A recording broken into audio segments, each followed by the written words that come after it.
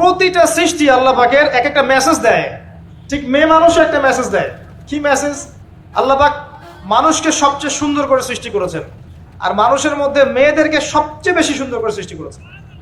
আল্লাহ পাকের সবচেয়ে সুন্দর সৃষ্টি হচ্ছে মেয়েরা, এবং তারা খুব নরম হয়, প্রজাপতি ধরার মতো। প্রজাপতিকে ধাপ করে ধরতে পারবেন না আপনি। শক্ত করে ধরতে গেলে প্রজাপতি নষ্ট হয়ে যাবে, মরে যাবে। প্রজাপতিকে কোমল ভাবে ধরতে হবে। ঠিক মেয়েদের সামনেও আপনার কোমল থাকতে হবে। বেশি হার্ড হতে যাবেন, শেষ। আমি আপনার গার্লফ্রেন্ডের সামনে কোমল হতে বলি নাই, আপনার ওয়াইফের সামনে হতে বলেছি। কোমল থাকলে আপনি জিতে যাবেন।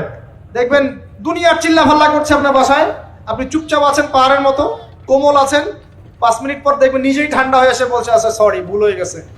আর যদি আপনি চিল্লা ফাল্লার কাউন্টার দিতে যান, তাহলে দেখবেন সুটকেস গোছানো শেষ, বাবার বাড়ি চলে গেছে। ডিল করা খুব ডিফিকাল্ট।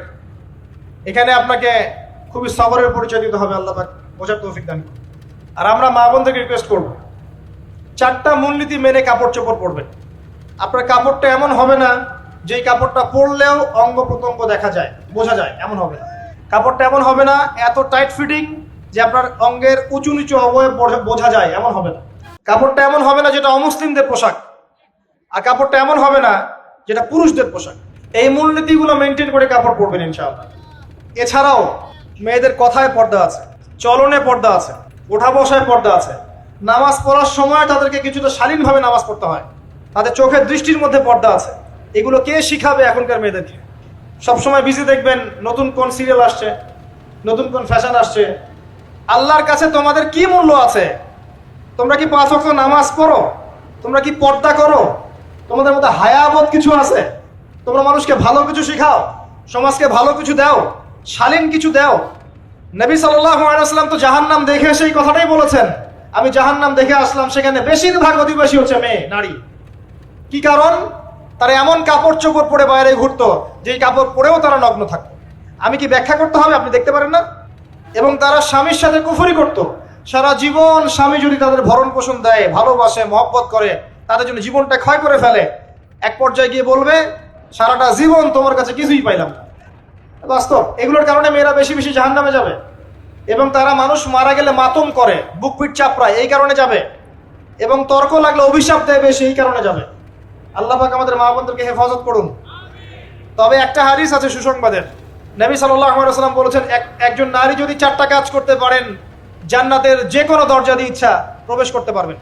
1 নাম্বার 5 ওয়াক্ত নামাজ, 2 নাম্বার রমজান মাসের সওম, 3 নাম্বার আপনার লজ্জাস্থানের হেফাজত অর্থাৎ খাস পর্দা, এবং 4 নাম্বার আপনার স্বামীর আনুগত্য।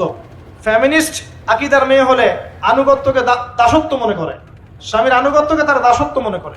স্বামী কে? স্বামীর সম্মান বোঝেন আপনি? স্বামী কে? যার ব্যাপারে নবী সাল্লাল্লাহু আলাইহি ওয়াসাল্লাম বলেছেন, আমি যদি আল্লাহ ছাড়া অন্য কাউকে সেজদা করতে বলতাম, তাহলে মেয়েদেরকে বলতাম তারা যেন স্বামীদেরকে সেজদা করে। আপনাকে আমি কিভাবে বুঝাবো স্বামী কে, স্বামীর মর্যাদা কোথায়? এগুলো কি ইসলাম মেয়েদেরকে ডমিনেট করছে এগুলো দিয়ে? কেন? এই স্বামী আপনার জন্য সারাটা জীবন ক্ষয় করে ফেলে। একটা চোর পর্যন্ত, একটা চোর, একটা করাপ্টেড মানুষ, দুর্নীতিগ্রস্ত মানুষ, সে চুরি করে, দুর্নীতি করে এনে বাচ্চাকে খাওয়ায়। একটা ধর্ষক পর্যন্ত ওর মেয়েকে আদর করে। পুরুষ মানুষ কি জিনিস কেমন করে বুঝবেন? সারাটা জীবন ক্ষয় করে ফেলায়। যদি আপনি তার আনুগত্য করেন, তার সামনে সুন্দর মতো থাকেন, তার কথার সাথে তর্ক না করেন, ভালোবাসা দিয়ে থাকেন, আপনার জন্য সে জীবন দিতে প্রস্তুত থাকে। এরকম পুরুষ মানুষ। আপনাদেরকে কেউ চোখ তুলে তাকালে চোখ তুলে ফেলাবে। স্বামীর আনুগত্য আপনাকে কিভাবে বুঝাবো? এটা দাসত্ব নয়। নবী সাল্লাল্লাহু আলাইহি ওয়াসাল্লাম বলেছেন, কোনো স্বামী যদি কোনো স্ত্রীকে চায়, তার প্রয়োজনের জন্য চায়, মহব্বতের জন্য, স্ত্রী যদি চুলায় রান্না করতে থাকে, ওই রান্না ফেলে দিয়ে তাকে আসতে হবে। রাতের বেলা স্বামী স্ত্রী শুয়েছে, স্বামীর চাহিদা আছে, স্ত্রীর কোনো সমস্যা নাই, স্ত্রী ফিট, ইচ্ছা করেই অহেতুক স্বামীকে বলল আমি রাজি না, উল্টা পাশে মুখ করে ঘুমিয়ে গেল। আল্লাহর নবী বলছেন সারা রাত আল্লাহর পক্ষ থেকে একজন ফেরেশতা আসবে, এসে এই নারীকে অভিশাপ দিতে থাকবে।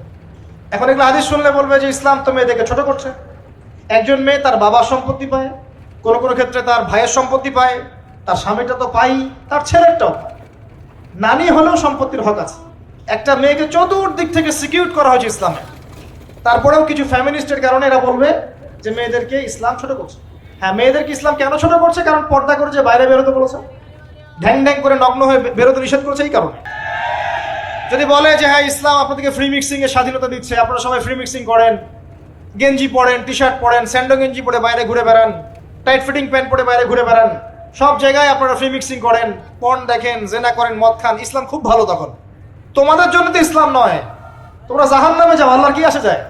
ইসলাম তোমাদের জন্য নয়, তোমরা জাহান্নামে গিয়ে মরো, ইসলামের কিচ্ছু যায় আসে না। আল্লাহর ওয়াস্তে পারিবারিক আদর্শের দিকে ফোকাস করেন প্রিয় ভাই। নিজে জাহান্নামের আগুন থেকে বাঁচান, পরিবার বর্গকে বাঁচান।